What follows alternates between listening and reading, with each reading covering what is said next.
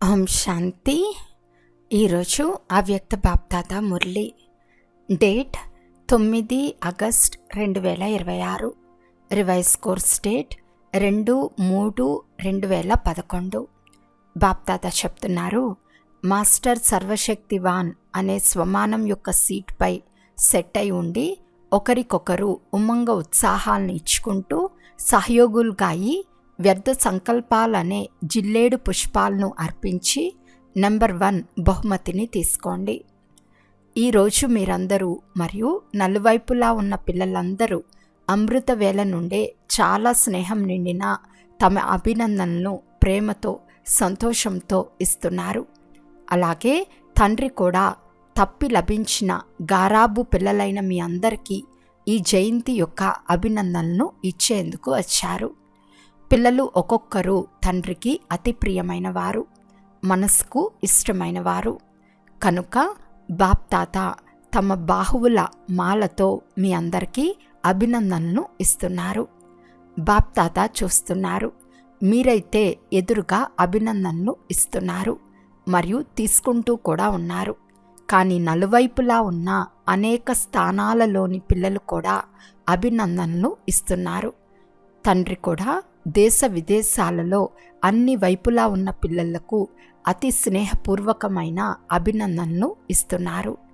పిల్లలు ప్రతి ఒక్కరూ తమ సంతోషకర ముఖంతో ప్రేమ సాగరంలో తేలియాడుతూ ఉండటాన్ని బాప్దాదా చూస్తున్నారు. బాబా ఒంటరిగా రారు, పిల్లల తోడుగానే వస్తారు. ఇందుకు బాప్దాదాకు సంతోషంగా ఉంది. ఎందుకంటే తండ్రి వచ్చేదే యజ్ఞాన్ని రచించటానికి. మరి యజ్ఞంలో ఎవరు ఉంటారు? బ్రాహ్మణులు ఉంటారు. అందుకే బాబా ఒంటరిగా రారు, పిల్లలతో పాటు వచ్చారు. ఈ జయంతియే అన్ని జయంతుల కంటే అద్భుతమైనది. పూర్తి కల్పంలో తండ్రి మరియు పిల్లల జన్మ ఒకేసారి జరిగే జయంతి ఇదొక్కటే. కనుక ఈ జయంతిని వజ్రతుల్య జయంతి అని అంటారు. తండ్రి కూడా విశేషంగా ఆది రత్నాలైన పిల్లలకు విశేషమైన అభినందనలు తెలుపుతున్నారు. మరి మీరందరూ ఈరోజు అభినందనలు ఇచ్చేందుకు వచ్చారా, లేక తీసుకునేందుకు కూడా వచ్చారా? తండ్రి ఇదే చెప్తారు, తోడుగా ఉంటాము, తోడుగా ఎగురుతాము, తోడుగా వస్తాము మరియు బ్రహ్మ బాబాతో పాటు రాజ్యం చేస్తాము, కలిసి ఉంటాము అన్న ప్రతిజ్ఞ ఉంది కదా. మీరు కూడా ఏమంటారు? తండ్రి ఎక్కడ ఉంటారో అక్కడ మేము కూడా తోడుగా కలిసి ఉంటాము అని అంటారు కదా. పిల్లలు తండ్రితో, తండ్రి పిల్లలతో చేసిన ప్రతిజ్ఞ ఇదే. శరీరం ద్వారా ఎక్కడ ఉన్నప్పటికీ హృదయంలో సదా బాబా తోడుగా ఉన్నారు. అందుకే బాబాను దిలారాముడు అని అంటారు. ఇక్కడ స్మృతి చిహ్నంగా దిల్వాలా మందిరం కూడా ఉంది. మరి అందరి హృదయాలలో తోడుగా దిలారాముడు ఉన్నారు కదా.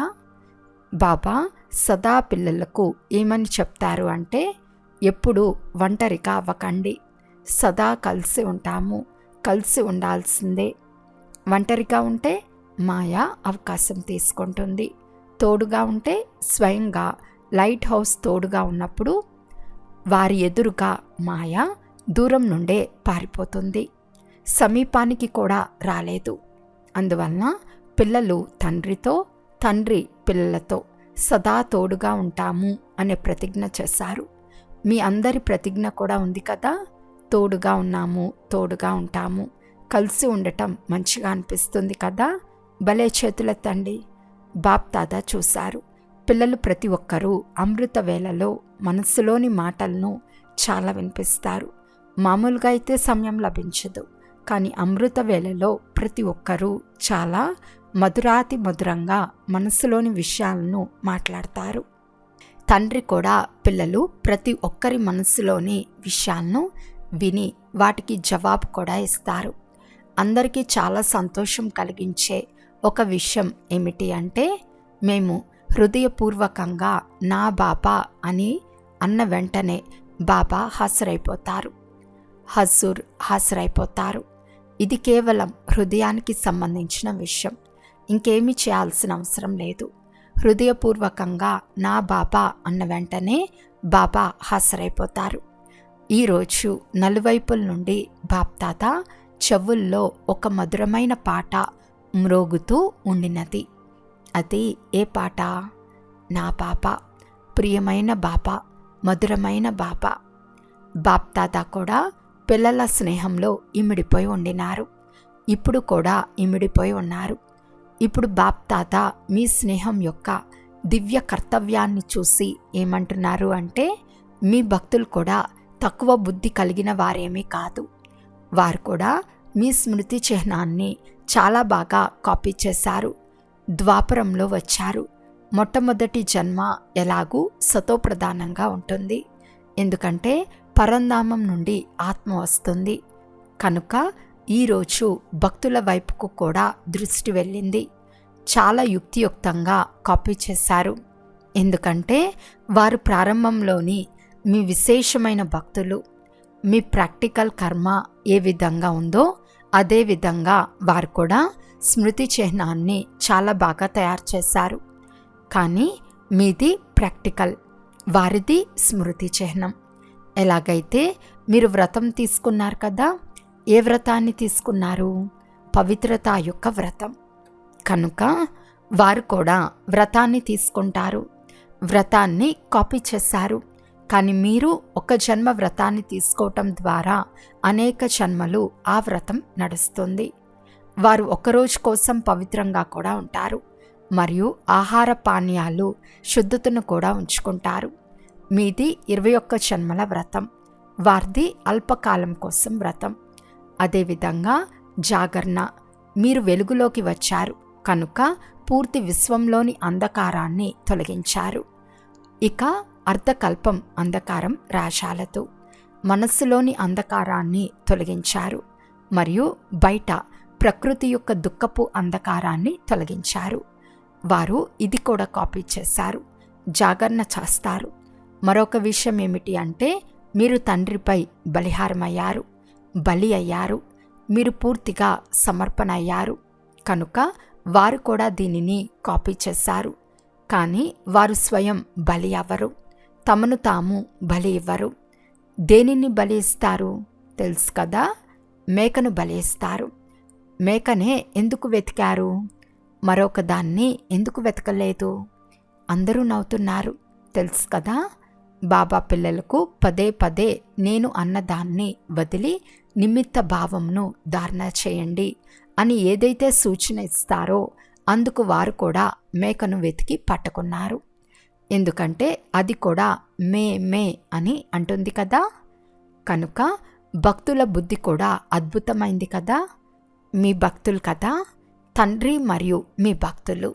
కనుక బాబా మీ భక్తులకు కూడా ఎవరైతే సత్యమైన హృదయంతో భక్తి చేస్తారో వారికి ఎంతో కొంత భక్తి యొక్క ఫలాన్ని ఇచ్చేస్తారు. వారు కూడా సదా సత్యంగా మరియు సాత్వికంగా ఉంటారు, సంతోషంగా ఉంటారు. దుఃఖంలో దుఃఖితులు కావరు. ఎందుకంటే సత్యమైన హృదయంతో భక్తి చేస్తారు. తండ్రి కూడా ఈ రోజుల్లో పిల్లలైన మీకు ఏమని సూచన ఇస్తున్నారు అంటే, నేను అన్న భావంను తీసుకురాకండి. నేను ఏది చెప్తానో అదే జరగాలి. నేనే కరెక్ట్గా చెప్తాను, అదే జరగాలి. ఈ నేను అన్నది ఒకటేమో సాధారణమైనది, నేను శరీరధారిని, నేను దేహధారిని. రెండవ నేను అన్నది సూక్ష్మమైనది. అందులో తండ్రి ఇచ్చిన వాటిని కూడా నేను చేశాను, నేను మాట్లాడాను, నేను చేస్తాను.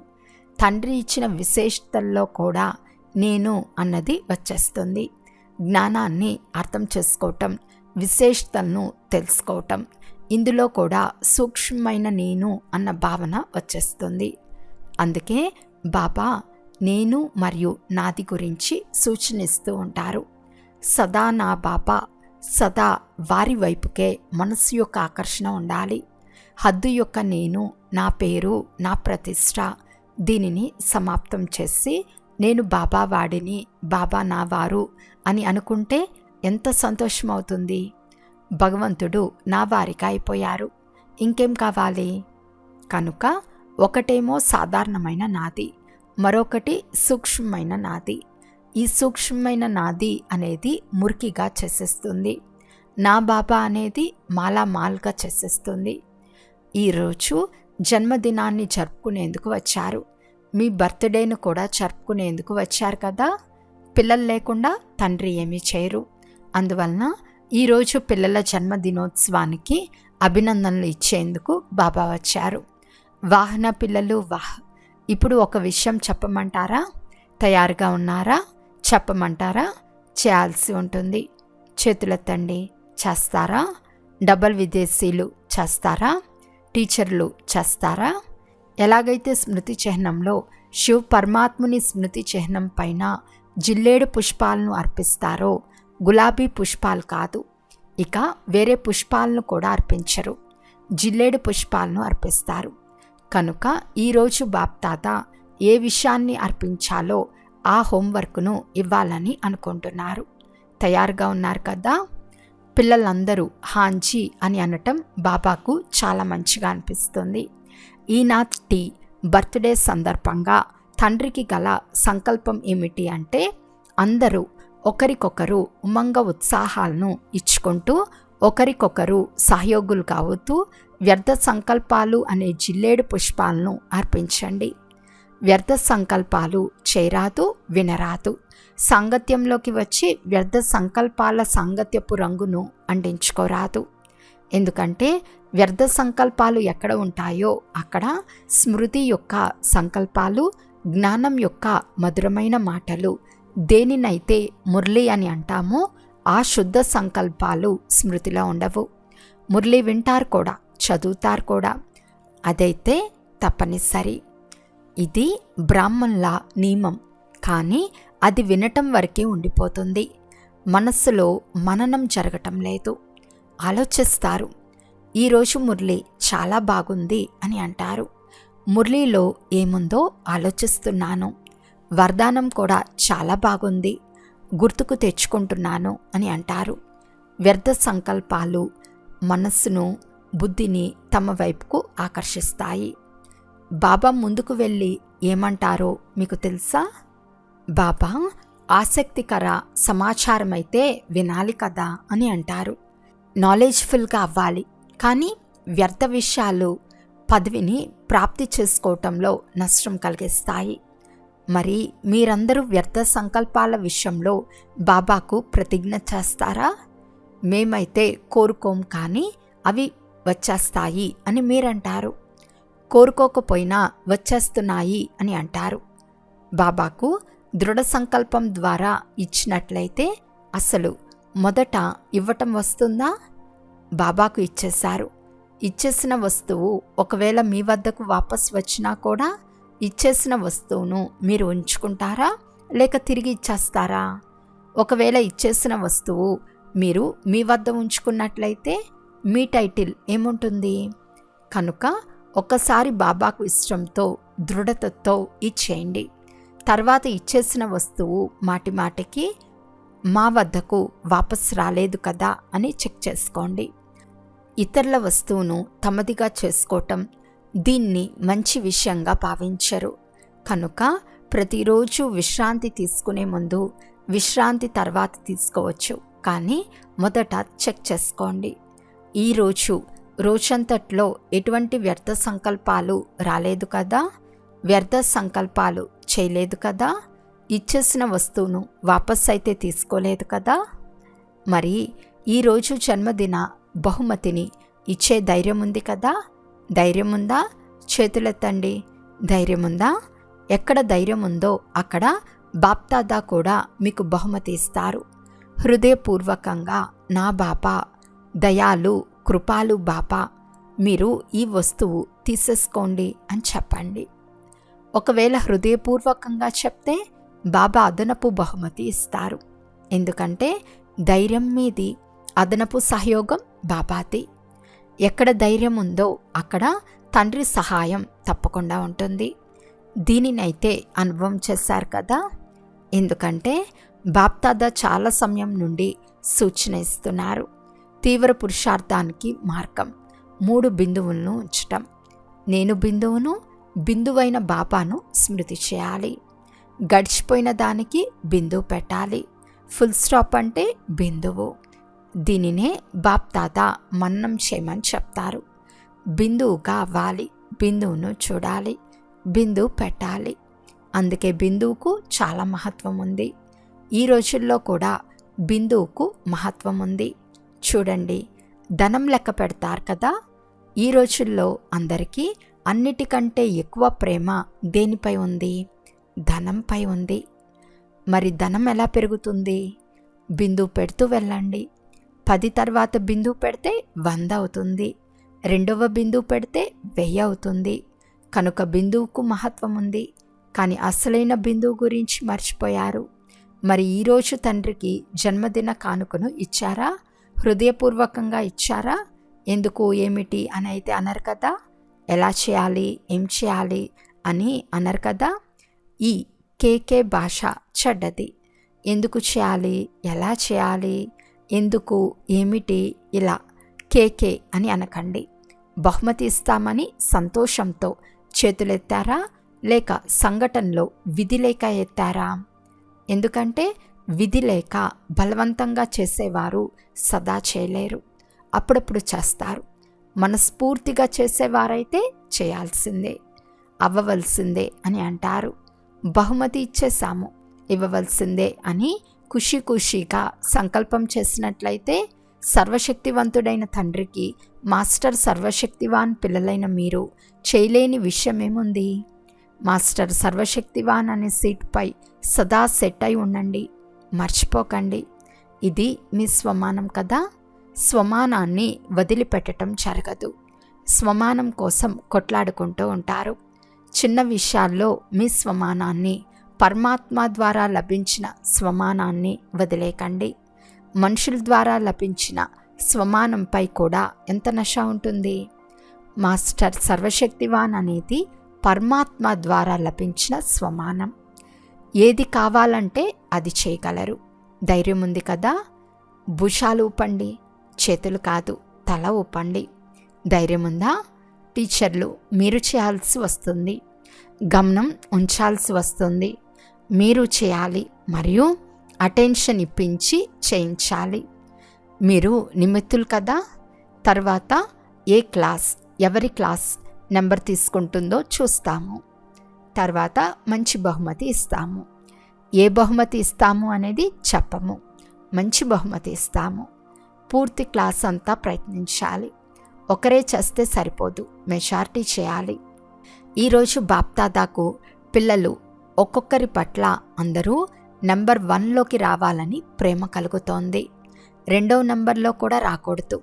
మొదటి రాజసింహాసనంపై అయితే కూర్చోరు, సింహాసనంపై ఇద్దరే కూర్చుంటారు. కానీ మొదటి రాజధానిలో మొదటి రాజవంశం యొక్క సంబంధంలోకి రావాలి. మొదట 2 నెంబర్లు ఫిక్స్ అయిపోయాయి. కానీ రాజ్యం చేయాలన్న, రాజ్యాధికారులు కావాలన్నా మొదటి రాజ్యంలోకి రావాలి. బాప్దాదాకు పిల్లలపై గల ప్రేమ ఏమిటి అంటే, పిల్లలు ఒక్కొక్కరు ఏదో ఒక విశేషతలో నెంబర్ 1లో రావాలి. నెంబర్ వార్ కాదు, నెంబర్ 1. ఉమంగం ఉందా? నెంబర్ 1లో రావాలా, లేక ఏది లభించినా మంచిదే అని భావిస్తున్నారా? ఏదైనా మంచిదే అని అనకండి. పిల్లలు ఒక్కొక్కరు ఏదో ఒక అద్భుతంలో నెంబర్ 1గా రావాలని బాబా ఆశిస్తున్నారు. 4 సబ్జెక్టులు ఉన్నాయి. ఏదో ఒక సబ్జెక్ట్లో నెంబర్ 1గా అవ్వవలసిందే అన్నదాన్ని అండర్లైన్ చేసుకోండి. మీకు ఎక్కువ కష్టాన్ని ఇవ్వటం లేదు. ఏదో ఒక సబ్జెక్ట్లో నెంబర్ 1గా రావాలి. ఇదైతే సహజమే కదా. ఇకపోతే ఈరోజు అమృత వేళ నుండి పిల్లలు ఒక్కొక్కరు ఎవరైతే కలుసుకున్నారో వారు చాలా సంతోషంతో నవ్వుతూ సంతోషభరిత ముఖంతో కనిపించారు. బాబా కూడా పిల్లలు ప్రతి ఒక్కరికి సదా ఎగిరే కళను వరదానంగా ఇచ్చారు. నడిచే కళ కాదు, ఎగిరే కళ. కనుక ఈరోజు బాప్దాదా ఇచ్చిన ఈ వరదానాన్ని గుర్తుంచుకోండి. ఏ వరదానాన్ని? ఎగిరే కళ.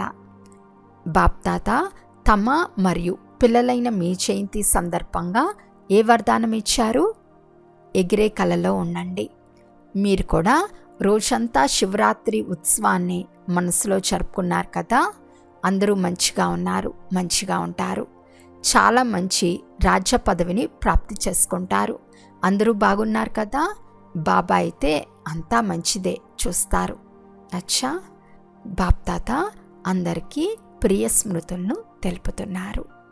నలువైపులా సన్ముఖంలో కూర్చుని ఉన్న తమ తమ స్థానాల్లో కూర్చుని జరుపుకుంటున్న అందరినీ చూసి బాప్దాదా కూడా హర్షిస్తున్నారు. పిల్లలు కూడా తండ్రి మిలనాన్ని చూసి సంతోషిస్తున్నారు. కానీ ఈ రోజు నుండి సదా సంతోషంగా ఉండాలనే సంకల్పాన్ని ఉంచుకోండి. అప్పుడప్పుడు కాదు, సదా సంతోషం. ఎవరైనా మీ ముఖం చూస్తే వీరు చాలా భాగ్యశాలి ఆత్మ అని అనుకోవాలి. మీ భాగ్యం నడవడిక మరియు ముఖం ద్వారా కనిపించాలి. కేవలం మనసులో చాలా ఉంది అని అనుకుంటే సరిపోదు. మీ భాగ్యశాలి ముఖం, సంతోషకర ముఖం ఇతరులకు పరిచయాన్నిప్పిస్తుంది. ఏదో ఉంది అని మీ ముఖమే చెప్తుంది. మీ ముఖమే సేవ చేయాలి, తండ్రి వద్దకు తీసుకురావాలి. సంతోషంగా ఉండటం కూడా సేవకు సాధనమే. నలువైపులా ఉన్న పిల్లలకు జన్మదినం యొక్క 16 రెట్ల అభినందనలు, అభినందనలు, అభినందనలు. పిల్లలందరి తరపు నుండి బాప్దాదాకు హృదయపూర్వకంగా ప్రియ స్మృతులు మరియు నమస్తే, నమస్తే, నమస్తే. ఈరోజు వరదానము: సంశయం యొక్క సంకల్పాలను సమాప్తం చేసి మాయాచేతులుగా అయ్యే విజయరత్న భవ. ఎప్పుడూ కూడా ముందు నుండే మేం ఫెయిల్ అయిపోతామేమో తెలియదు అనే సంశయం యొక్క సంకల్పాలు ఉత్పన్నమవ్వరాదు. సంశయ బుద్ధిగా అవ్వటం వల్లే ఓటమి కలుగుతుంది. కనుక మేము విజయాన్ని ప్రాప్తి చేసుకునే చూపిస్తాము అనే సంకల్పాన్ని సదా చేయాలి. విజయం మా జన్మసిద్ధ అధికారం అనే అధికారంతో కర్మ చేసినట్లయితే విజయం అనగా సఫలత యొక్క అధికారం తప్పకుండా ప్రాప్తిస్తుంది. దీని ద్వారానే విజయరత్నాలుగా అయిపోతారు. అందువలన నాలెడ్జ్ఫుల్గా ఉన్న వారి నోటి నుండి ఏమో తెలియదు అనే మాట ఎప్పుడూ కూడా రాకూడదు. స్లోగన్: దయాభావన సహజంగానే నిమిత్త భావంను ఎమర్జ్ చేస్తుంది. అవ్యక్త సూచన: అపవిత్రత యొక్క బీజాన్ని కూడా సమాప్తం చేసి సంపూర్ణ స్వచ్ఛంగా అవ్వండి. అత్తిపతి టచ్ మీ నాట్ యొక్క ముక్క కొద్దిగా చేయి తగులుతూనే శక్తిహీనంగా అయిపోతుంది. అందులో సమయం ఏమీ పట్టదు. అదేవిధంగా మీరు 1 సెకండ్లో శుద్ధ సంకల్పం యొక్క శక్తి ద్వారా మాయను అత్తిపతి యొక్క వలె మూర్ఛితంగా చేయండి. మీ నిజ స్వరూపం, వరదాని స్వరూపం సదా స్మృతిలో ఉన్నట్లయితే అపవిత్రత లేక విస్మృతి యొక్క పేరు గుర్తులు కూడా ఉండవు. అచ్చా, ఓం శాంతి.